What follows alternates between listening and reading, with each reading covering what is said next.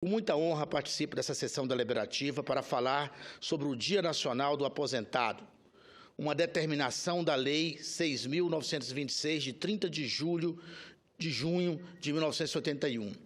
Repare bem que essa é uma lei que vem ainda do período trevoso do regime civil-militar, que oprimiu as classes trabalhadoras de 64 até a redemocratização só obtida mesmo com a promulgação da Constituição em 1988.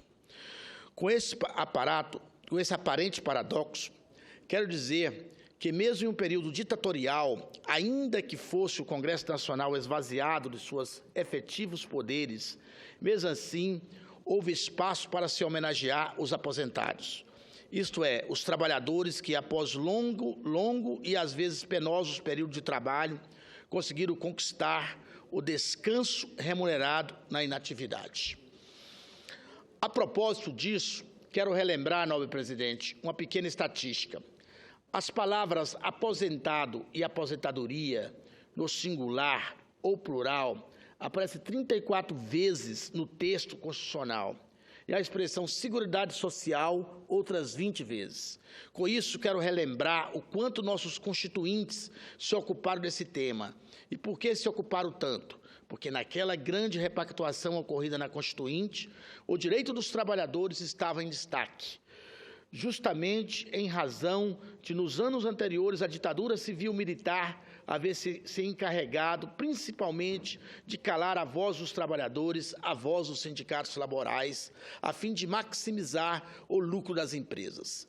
Comparativamente aos dias atuais, aqueles foram anos de grande crescimento econômico, sem que, no entanto, houvesse a redistribuição de renda, nobre presidente.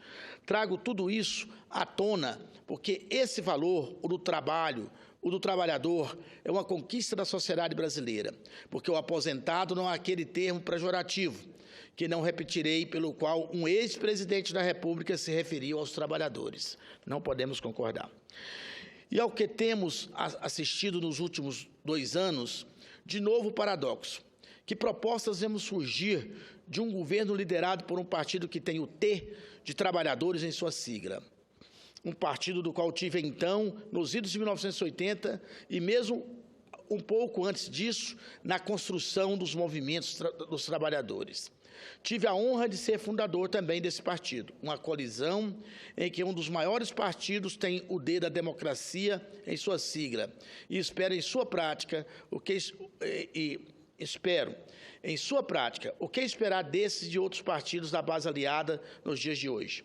Então, senhoras e senhores, aposentadas de nosso país e pensionistas, quando ouvimos a expressão ajuste fiscal, dita assim como se fosse uma coisa boa, devemos temer suas consequências. Quando lemos manchetes pela reforma da Previdência, igualmente devemos temer. Tais ajustes de reformas nessa quadra de volta do neoliberalismo, só pode significar 2 consequências, que levam a um único propósito, a volta da histórica concentração de renda brasileira e a redução das conquistas dos trabalhadores, incluindo os que já estão na inatividade. Sobre o impacto da presença dos trabalhadores em inatividade na economia, quero citar um dado singular do DIEESE. No final de 2015, o pagamento do 13º salário injetou 173 bilhões na economia, o que representa aproximadamente 2,9% do Produto Interno Bruto, PIB. Corresponde ao pagamento a cerca de 84,4 milhões de pessoas, sendo que dessas pessoas aproximadamente 33,6 milhões, ou seja, nobre presidente, 38,6% do total de beneficiados do 13º são aposentados ou pensionistas da Previdência Social, o INSS. Aos aposentados e pensionistas da União, coube o equivalente a 8 bilhões, 4,6%. Aos aposentados e pensionistas dos estados, 8,6 bilhões, 5%. E 2,1 bilhões aos aposentados e pensionistas dos regimes próprios dos municípios. Isso quer dizer que aproximadamente 51,5 bilhões foram pagos aos aposentados e pensionistas. Então, eu pergunto, se não fosse para retribuir a justa peleja dos aposentados, para onde iria esse dinheiro? para o pagamento de juros da dívida dos rentistas nacionais, para engordar os bolsos daqueles que querem a taxa Selic do Banco Central nas alturas, para aumentar desmesuradamente as suas fortunas. E, ao contrário, a realidade, o que fizeram os aposentados com seus proventos, cuja média está abaixo de R$ 2.000? Quem, afinal, move a economia nacional, senão os trabalhadores, ainda que na inatividade, ainda que aposentados? Sei que esse debate não se conclui aqui, senhor nobre senador Donizete. O senador Paulo Paim foi o autor de um requerimento de sessão especial realizado nesta semana em homenagem aos aposentados, que esse esclarecimento deve prosseguir. Mas eu trouxe as premissas do pacto da Constituição de 88 para demonstrar que é uma falácia se dizer que há déficit da Previdência Social, simplesmente porque é equívoco tratar a Previdência como um elemento apartado da Seguridade Social. A Constituição Federal de 88 estabeleceu o financiamento da Seguridade Social como um todo, na qual se insere a Previdência Social. E o que é a Seguridade Social? Ela compreende um conjunto integrado de ações de iniciativa dos poderes públicos e da sociedade, destinadas a assegurar os direitos relativos à saúde, à previdência e à assistência social. Considerando o orçamento geral da Seguridade Social e seus respectivos gastos, as contas fiscais fecharam em 2012, por exemplo, com superávit no valor de 42,5 bilhões.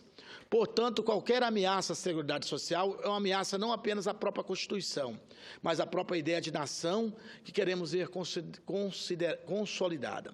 Justa, equânime, includente e que respeite seus trabalhadores, principalmente seus aposentados.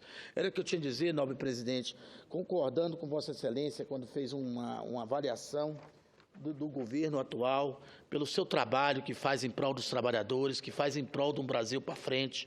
Então, eu concordo com Vossa Excelência, como aqui fiz esse relato em nome dos trabalhadores, que tem hoje um governo preocupado com o dia a dia dessa classe tão sofrida e que, inclusive, quando fala da questão da reforma da Previdência, fala em preservar todos os direitos adquiridos, e isso é muito importante para que nós possamos ter um Brasil com tranquilidade e que continue no desenvolvimento. Muito obrigado, Excelência.